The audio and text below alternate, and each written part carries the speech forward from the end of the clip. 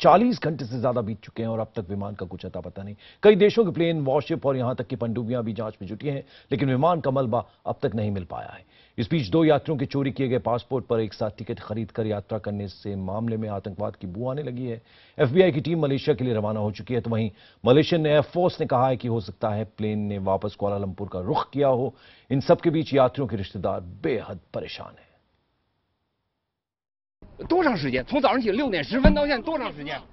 多长时间？20多个小时，别着急。不是我们还怎么能不着急？早上起6点10分到现在，大伙儿都已经在这等着我们。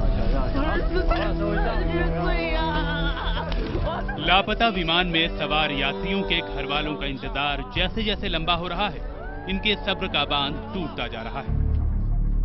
शनिवार सुबह कुआलालंपुर से बीजिंग जा रहे मलेशियाई विमान का अब तक पता नहीं। इस बीच ऑस्ट्रिया और इटली ने हादसे के शिकार हुए विमान के 2 यात्रियों के पास चोरी के पासपोर्ट की खबर देकर हादसे के पीछे आतंकवाद का हाथ होने का शक भी पैदा कर दिया है। दोनों देशों ने बताया है कि उनके दोनों नागरिक उस विमान में सवार नहीं थे। यही नहीं, मलेशियाई मंत्री के मुताबिक विमान में सवार 2 नहीं बल्कि 4 यात्री संदिग्ध हैं। इसके अलावा मलेशियाई एयरफोर्स चीफ ने विमान के वापस मुड़ने की बात कहकर आतंकवाद की आशंका को और बल दे दिया है। Finally, on the issue of the passports, I am in touch with the international intelligence agencies. At the same time, our own intelligence has been activated. लापता विमान की जांच में मलेशिया के 15 प्लेन और 9 शिप जुटे हैं। अमेरिका का वॉरशिप, एक खोजी प्लेन, तो वियतनाम और सिंगापुर के प्लेन और सबमरीन भी शामिल हैं। यही नहीं, चीन के 2 बचाव पोत भी उस जगह पर पहुंच गए हैं जहां पर तेल का रिसाव देखा गया है। ये जगह है दक्षिण चीन सागर का इलाका। इसके अलावा मलेशिया और वियतनाम के बीच के उस इलाके में भी खोज जारी है जहां से अंतिम बार प्लेन का ATC से संपर्क हुआ था। Search now has been extended to even wider areas because there is the possibility, we're looking at the possibility of an aircraft air turnback. Air Force and Navy of all these countries involved. It's not that nothing has been done. Everyone has put in an effort, and yet we have not found any wreckage.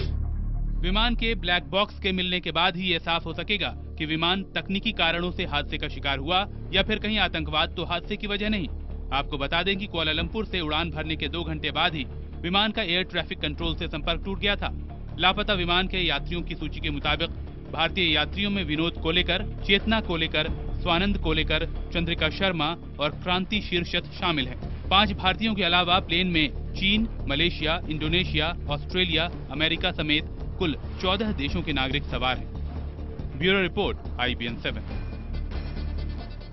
और सवाल ऐसे में यह है कि आखिर एक विमान किन किन वजहों से लापता हो सकता है। जानकारों की माने तो विमान में तकनीकी खराबी आई या फिर उसके इंजन फेल हो गए। यह भी हो सकता है कि बीच आसमान में अचानक मौसम खराब हो गया हो। यही नहीं, पायलटों की लापरवाही के चलते भी विमान हादसा हो सकता है। एक आशंका यह भी है कि विमान में बम धमाका हो गया हो या फिर विमान को हाईजैक करके सीधे समंदर में गिरा दिया गया हो। एक संभावना यह भी है कि खुदकुशी के इरादे से पायलटों ने खुद ही विमान क्रैश कर दिया हो। सुनने में अजीब लगे, लेकिन एक बार ऐसा भी हो चुका है। आखिर संभावना यह है कि किसी सैन्य कार्रवाई में विमान पर गलती से निशाना लगा दिया गया हो। इन तमाम संभावनाओं के बीच विमान के लापता होने पर कुछ गंभीर सवाल भी खड़े हुए हैं। सवाल यह कि विमान के 4 संदिग्ध यात्रियों का हादसे से क्या रिश्ता है? चोरी के 2 पासपोर्ट और हादसे में क्या कोई रिश्ता है? चोरी के पासपोर्ट पर विमान में कौन लोग चढ़े?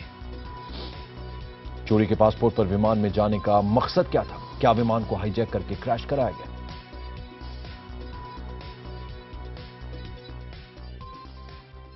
और बोइंग 777-200ER सबसे लंबी दूरी तय करने वाला यात्री विमान है। ये एक बार में आधी दुनिया की यात्रा कर सकता है। इसे दुनिया का सबसे सुरक्षित विमान समझा जाता है। 19 साल पहले इसका विकास और निर्माण अमेरिका की बोइंग कंपनी ने दुनिया के 8 प्रमुख एयरलाइंस के सुझाव को ध्यान में रखकर किया। इसे आमतौर पर 777 भी कहते हैं। बोइंग 777 पहला व्यावसायिक विमान है जिसे पूरी तरह से कंप्यूटर की मदद से डिजाइन किया गया है। इसमें 314 से 451 यात्रियों के बैठने की क्षमता है।